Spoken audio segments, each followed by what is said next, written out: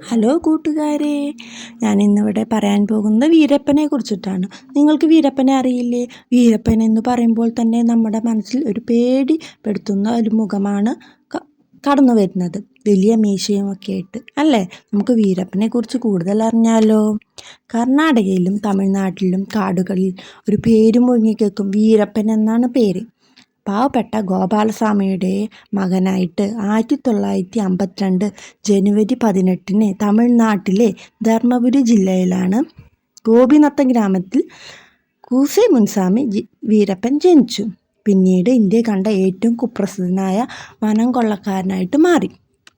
10-ാം വയസ്സിൽ വേട്ടയാടി തുടങ്ങിയിട്ടായിരുന്നു വീരപ്പൻ്റെ ജീവിതം. ചന്ദന മരങ്ങളുടെ മണമുള്ള കേരള, കർണാടക, തമിഴ്നാട് അതിർത്തിയിലെ സത്യമംഗലം കാടുകളിലായിട്ടാണ് അവൻ വളർന്നത്. പട്ടിണി കൊണ്ടാണ് ജീവിതമെങ്കിലും ആദ്യം തന്നെ ആനയെ വേട്ടയാടി, പിന്നെ ചന്ദനമരങ്ങൾ മുറിച്ചു. പതിയെ അവൻ വീരപ്പൻ എന്നായി മാറി. പോലീസിൻ്റെ പേടി സ്വപ്നം.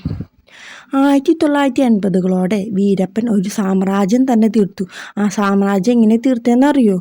ടൺ കണക്കിന് ചന്ദനത്തടികളും ആയിരക്കണക്കിന് ആനയെ കൊന്ന് അവയുടെ കൊമ്പുകൾ വിറ്റുമാണ് വീരപ്പൻ ഒരു സാമ്രാജ്യം തന്നെ കെട്ടിപ്പൊക്കിയത്. കാട്ടിലെ വഴികൾ അവന് മനപ്പാഠമായിരുന്നു.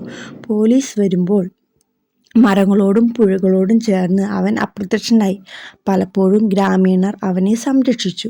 കാരണം അവൻ അവർക്ക് പണം കൊടുക്കുമായിരുന്നു. അവർക്കായി ആശുപത്രികളും പണിതു. വനപാലകരുടെയും ചിലപ്പോൾ നിരപരാധികളുടെയും വരെ രക്തം വീണുകൊണ്ടേയിരുന്നു. 1993 ലാൻഡ് മൈനിൽ വെച്ച് 22 പേരെ കൊന്ന പാലാറിലെ സ്ഫോടനം രാജ്യത്തെ തന്നെ നടുക്കിയ മറ്റൊന്നായിരുന്നു. 2000 ജൂലൈ 30 കന്നഡ നടനായ രാജകുമാറിനെ ഗജനൂരിലെ ഫാം ഹൗസിൽ നിന്ന് 180 ദിവസം തട്ടിക്കൊണ്ടുപോയി. ഇത് കർണാടകയിലും തമിഴ്നാട്ടിലും വരെ വലിയ പ്രക്ഷോഭങ്ങൾക്ക് വഴിവെച്ചു.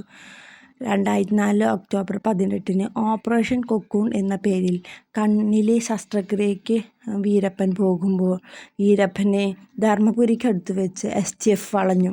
വെടിയൊച്ചകൾ കാടിനെ കീറി മുറിച്ചു. അങ്ങനെ 36 വർഷത്തെ വേട്ട അവസാനിച്ചു.